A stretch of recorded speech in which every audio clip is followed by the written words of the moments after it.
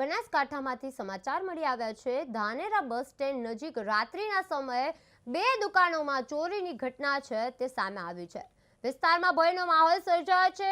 Virat PAN parlour and પૂરી શાક દુકાનમાં અજાણ્યા ચોરોએ પાછળની બારી તોડી પ્રવેશ કર્યો હતો અને તેલના ડબ્બા, રોકડ રકમ તેમજ અન્ય સામાન મળી અંદાજે 15,000 રૂપિયાની ચોરી કરી હતી।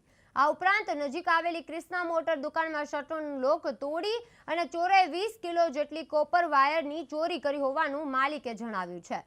એક જ વિસ્તારમાં થયેલી ચોરીની ઘટનાથી વેપારીઓમાં રોષ અને અસુરક્ષાની લાગણી છે તે જોવા મળી રહી છે। ધાનેરા બસ સ્ટેન્ડ નજીક રાત્રે ચોરીની ઘટના છે તે સામે આવી છે। બે દુકાનોમાં અજાણ્યા ચોરોનો હાથ છે। પાન પાર્લર અને મોટર દુકાન નિશાન છે।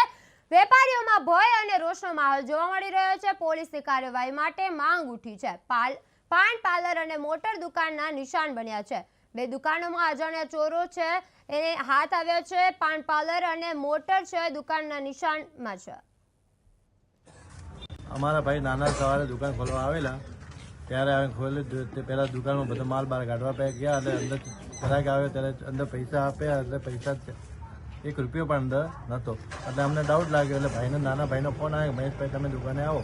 અમે આવ્યા ત્યારે અંદર જોયું બધું પાછળથી બારી તૂટેલી હતી, બધો સામાન આખા ટકા કરેલો હતો। માલ બી અંદર જાફરી ગુટકા અમે રાખતા તે પણ નહોતું। અંદર તેલના ડબ્બા હતા એમાં પણ ઓછા હતા। પ્રથમ દિવસે જ અમે ઉતાર્યા 10 ડબ્બા, એમાં 2 ડબ્બામાં વપરાણા હતા, 5 ડબ્બા હાજર છે। 3 ડબ્બા જો એ બી ચોરી થઈ। ત્યાં જોયું બધું અખડ વખડ